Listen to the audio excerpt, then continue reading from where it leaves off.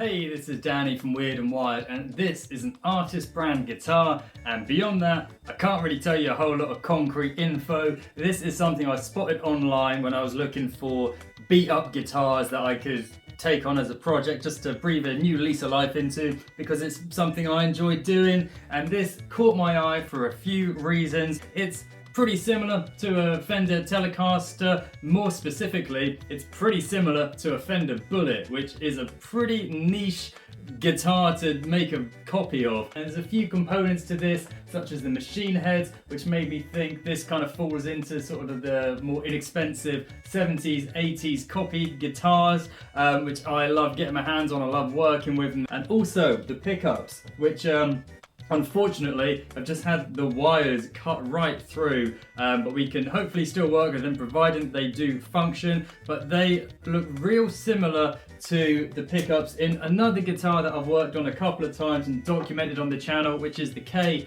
K32 Strat. So very similar, sort of in another kind of Fender-esque guitar. So I'm hoping we've got something that we can work with and something that's going to be real cool, because it's a nice feeling guitar. It's got a good weight to it. The body and neck, it's got dings, it's got scratches. There's a pretty nasty gouge in the neck, but it's all cosmetic really. I'm hoping that we can put this back together. I've got a bit of an idea in mind as to what I want to do with this, so let's pop it on the bench and see what we can do.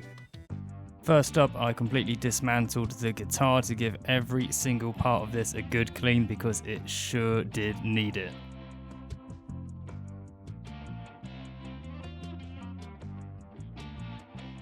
With these kinds of projects, I like to use as many original components as possible. It would definitely be easier just to upgrade all of the hardware, so there is an element of this being a bit of a challenge for myself, but I also like using the original parts just because it keeps some of the charm of the instrument. To clean the hardware, I just use WD-40. It's not something that I've experimented with myself for cleaning hardware, so I was definitely intrigued to see just how well it can work, seeing as WD-40 has a bit of a reputation for being able to do almost anything. The hardware also had a nice patina to it, so I didn't want to really clean it up too much, just kind of give it a bit of a shine and a bit of protection. Similarly with the body, I just wanted to give it a good wipe down. This body has a whole lot of scratches, a good few dings, and even some sort of white scuffs on it, but it's all stuff that I really wanted to keep on the guitar. I think this has a lot of personality already, and I didn't want to remove all of that. Although it needed a good clean, the neck thankfully hadn't warped, which is an issue that I certainly often run into with guitars that have been stored in an attic or a garage for a prolonged period of time. The biggest issue with the neck, however, was this gouge in the back of it. To start with, I used a damp cloth and a soldering iron over the area. This is a really good trick if you've got any smaller dings than this in your fretboard. And again, I wanted to try something that I'd seen and not done for myself, which was just building up the area using super glue. I was certainly more skeptical of this than I was with the WD-40 on the hardware, but I figured that this guitar was a good candidate for trying out something new like this. The Pickguard had a few cracks in it here and there, so I decided that I would use the original one as a template to cut a new one out of this green perloid material. The reason I went for this green is because there was something about this guitar that reminded me of some of the USSR era guitars that I've seen, which are black with a green pickguard. Next up was testing out these pickups. As I say, the wires on both had just been cut straight through, so here I'm just stripping the ends of the cable to expose the wire and then soldering them straight to a 1/4 inch jack just to see if they produce a signal.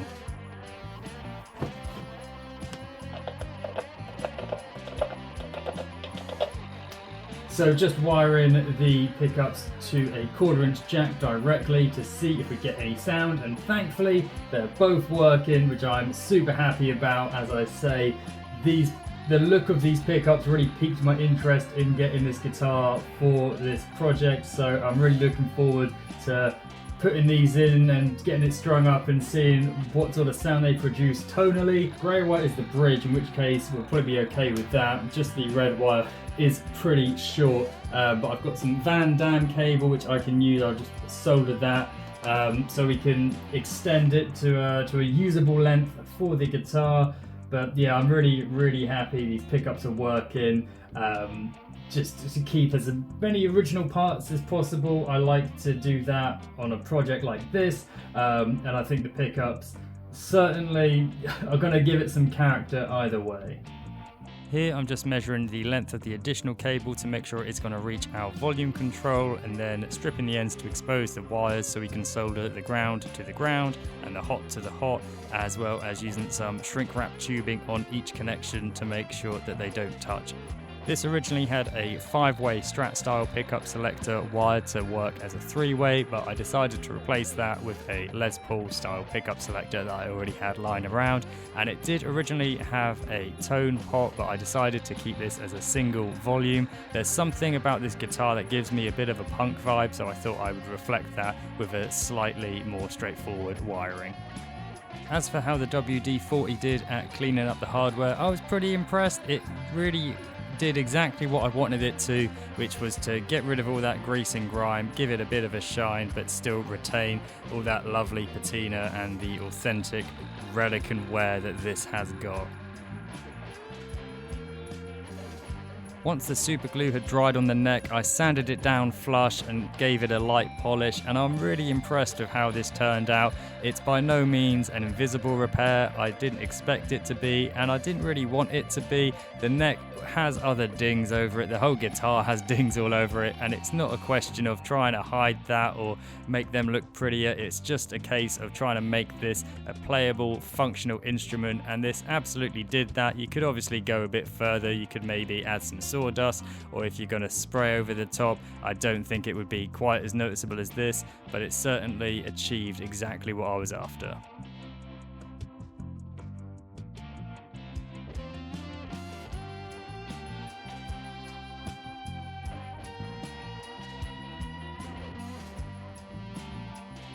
So I've just restrung up the guitar to see how it plays, and it's playing pretty well. I mean, I've not even touched the saddles in the bridge to adjust the action, and it's really not a million miles away from what I'm planning to do with it anyway. But you may notice the original pickguard's on. Why have I taken off the one that I've been working oh so hard on?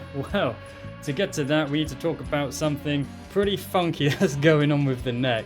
If we look at the fret markers, the inlays, all running down the middle, they all look nice and central, right between the D and G strings, right where you want them. But if you look at the low E and the high E, you might notice there are a couple just leaning over to the bass side of the neck a little bit, and there is a little bit of space in the neck pocket where you could shift the neck over to compensate for that and make the strings a little bit more central to the neck.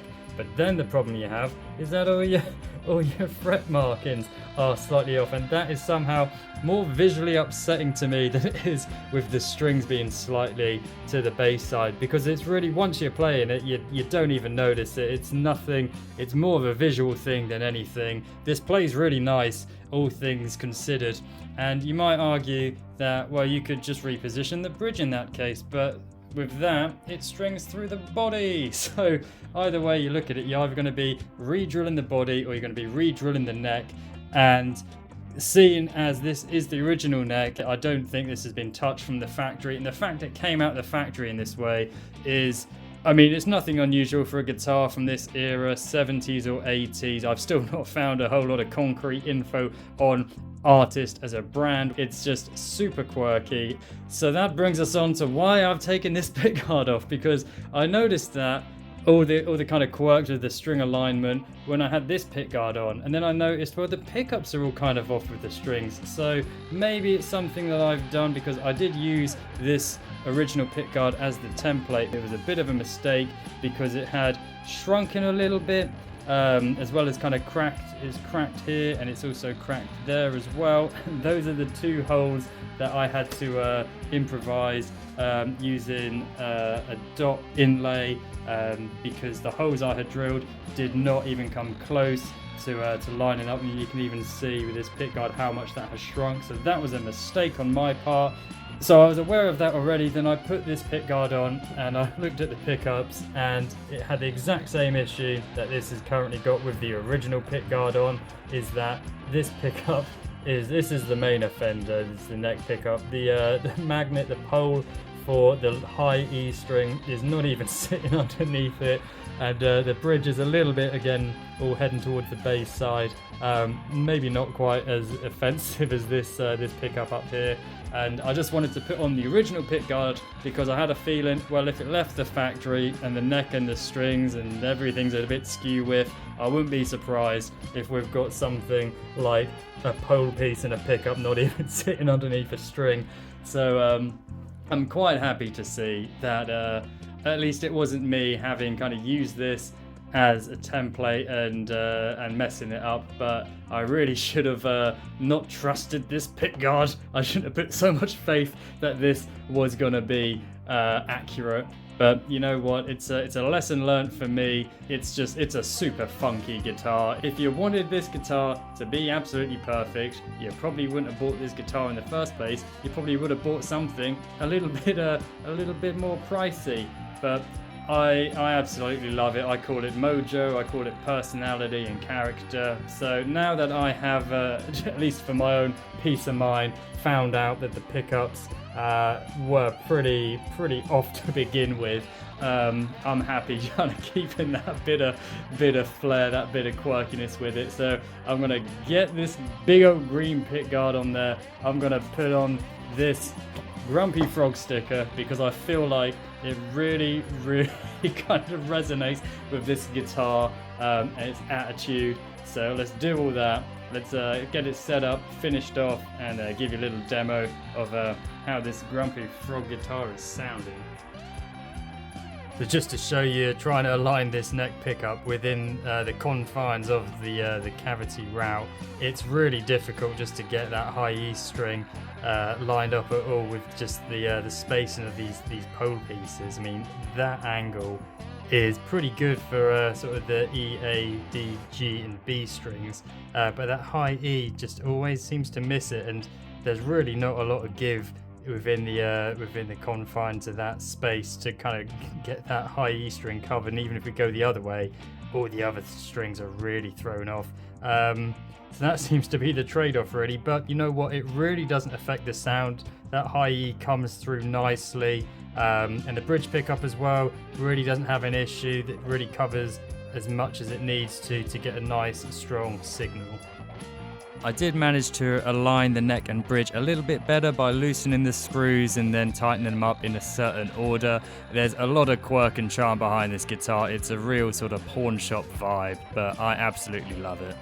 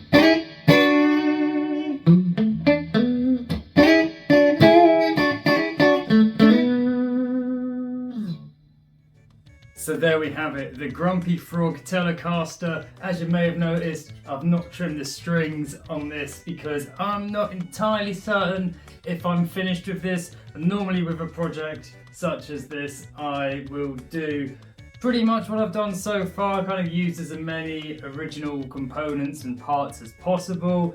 But I feel with this that I might use this to have a little bit of a play around. I'm undecided, but then that leads me down the avenue of probably paying more money on parts than I did on the project to begin with. Sometimes that's a cool payoff. If I am going to go down that route, I may do something wacky. I mean, I've been thinking about possibly putting this into open G, kind of Keith Richards style, getting rid of the low E, having it as a 5-string Tele, maybe put a fun kind of Bigsby style trem on this to get pretty wild and out there. But we'll see what happens. But for the time being, it's totally playable. These pickups, they sound great to me. They sound pretty much what I was hoping they would. They really kind of hit the spot for me for what I want from a single coil. So I'm totally happy with that. This was a fun project to do, you know, trying out a few new things. The super glue trick for that pretty nasty ding on the back of the neck really worked a treat. I was not expecting that. You could obviously do a bit of a kind of cleaner job, adding a bit of sort of sawdust to really blend it in, but I mean, this is a bit of a road dog guitar, so I'm pretty happy leaving any sort of nicks and dings, any sort of scars on display.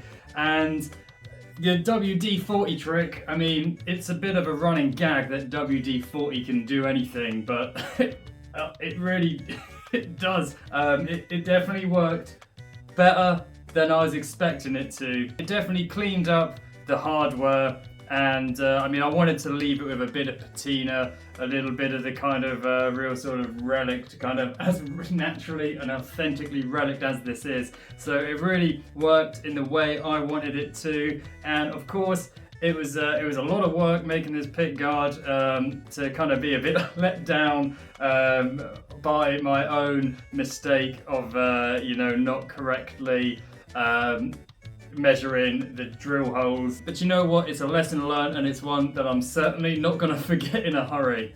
I'm happy with how it's playing at the minute, but I'll keep you all posted if I decide to go one way or another with this. But let me know what you guys think. Have you heard of artist brand guitars? Have you seen a Tele, a Bullet style Tele like this? Would you go a little bit further with this? Would you have gone in a different direction altogether? Let me know all your thoughts and feelings, and until the next time, keep it weird and keep it wired. Weird and wired.